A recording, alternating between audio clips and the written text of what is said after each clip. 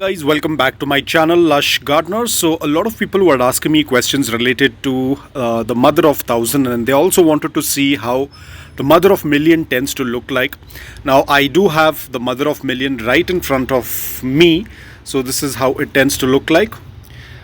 Now guys, I am not very fond of this plant, but I'm just keeping it aside because it's growing very well. I do not like to uproot a plant that tends to grow on its own.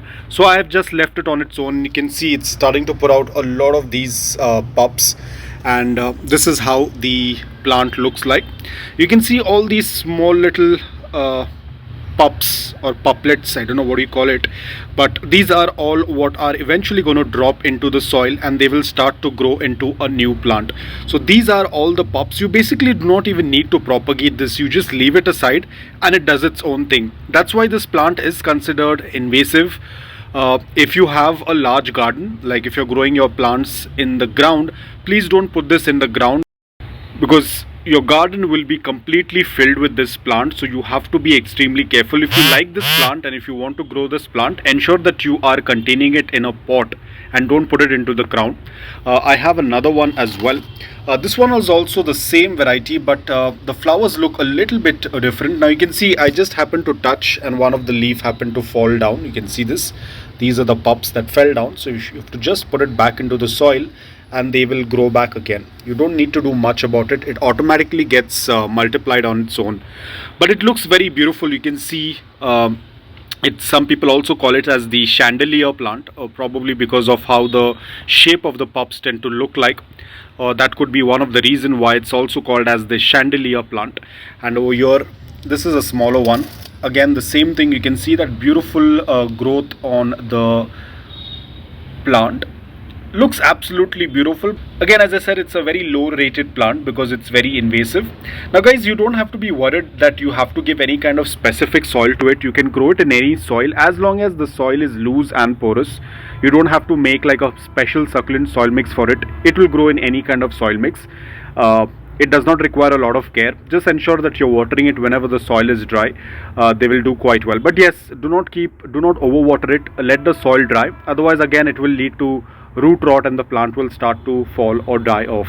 So even you can see over here, this is some extra soil that I had just used. It's not like I have prepared a separate soil mix for them. Whatever is leftover soil, I tend to use it for them, and you can see they're doing extremely well. So this is how the mother of millions tend to look like. And here I have the mother of thousands. So you can see there is a major difference in the shape of the leaves, but they both have the same process of multiplying, that is by putting out all the pups on the edge of the leaves. You can see these are all the new plants that are growing and eventually it will start to multiply.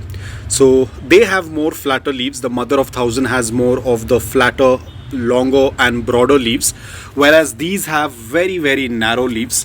But it looks beautiful. For some people, they find this plant very, very attractive. Some people actually grow them like regular plants.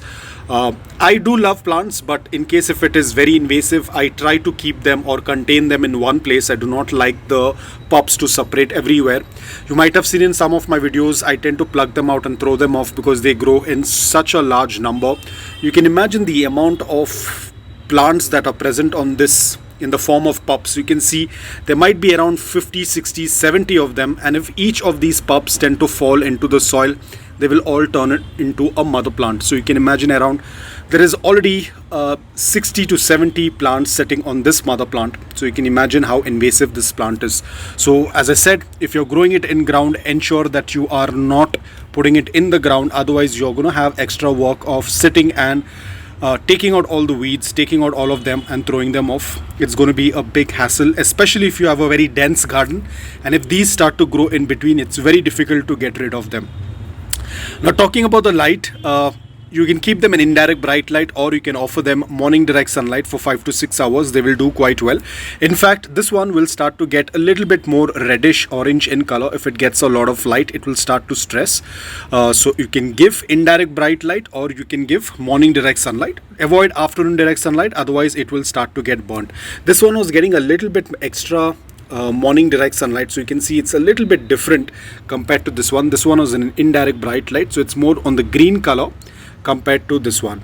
But other than that, guys, this is a very easy to grow plant. If you are a person who's looking out for a plant that you do not want to give any care, let's say you have a lot of work but you still want some very unique looking plant, then this is one of the plant you can add in your collection. Of course, you can keep it near the windowsill where there is a good amount of indirect bright light, and you can keep a watch on it.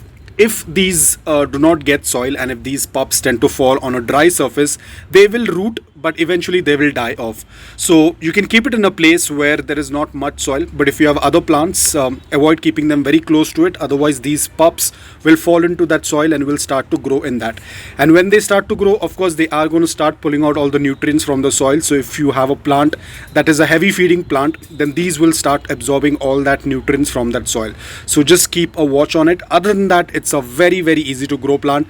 Mealybugs, pest attack, I haven't never seen anything attacking this plant. It does quite well, very pest resilient. So if you are a person who's looking out for something very simple, very easy, something wherein you do not need to give any kind of care, then this is one of the plant you can add in your collection.